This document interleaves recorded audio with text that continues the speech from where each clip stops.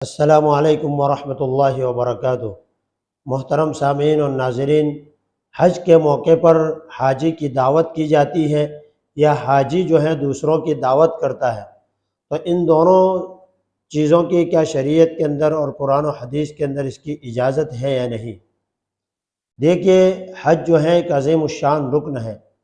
اگر کوئی آدمی حج کر کے آتا ہے اور آنے کے بعد حج ادا کرنے کی خوشی کے اندر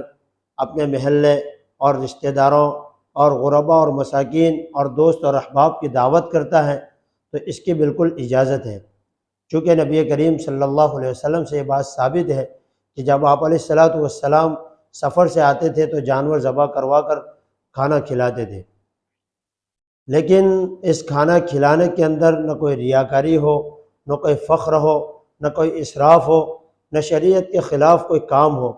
تب تو یہ دعوت کرنا یہ بالکل جائز ہے، مباح ہے، اس کی اجازت ہے۔ لیکن بہت ساری جگہوں پر اس دعوت کرنے کو ضروری سمجھا جاتا ہے، یا بعض موقعوں پر بعض جگہوں پر تو یہ بات ہم نے خود دیکھی ہے اور دیکھا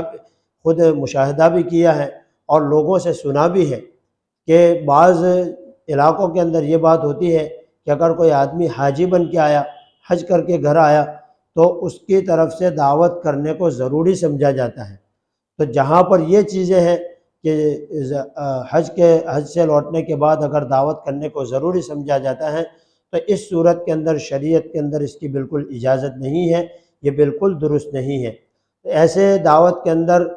اس طرح کی دعوت کرنا اور اس دعوت کے اندر شریک ہونا یہ بالکل درست نہیں ہے۔ ہاں، اگر کوئی حاجی حج میں جانے سے پہلے اس کو ملاقات کرنے آئے ہوئے مہمانوں کی خاطرداری کرتا ہے تو آئے ہوئے مہمانوں کی خاطرداری کرنا چاہیے اور اس کے اندر بھی کوئی حرج نہیں ہے، لیکن اس کے اندر بھی دیکھا جائے گا کہ اگر آنے والا اس چیز کو ضروری نہیں سمجھتا اور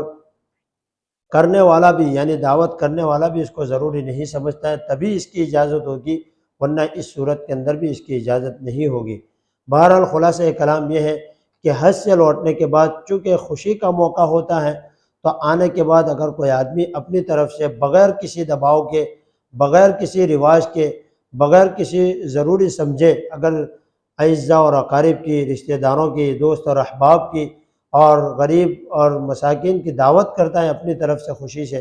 تو کر سکتا ہے، لیکن اس کو ضروری نہیں سمجھنا چاہیے۔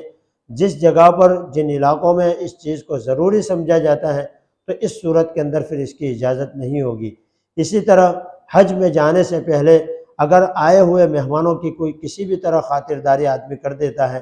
تو اس کی بھی اجازت ہے۔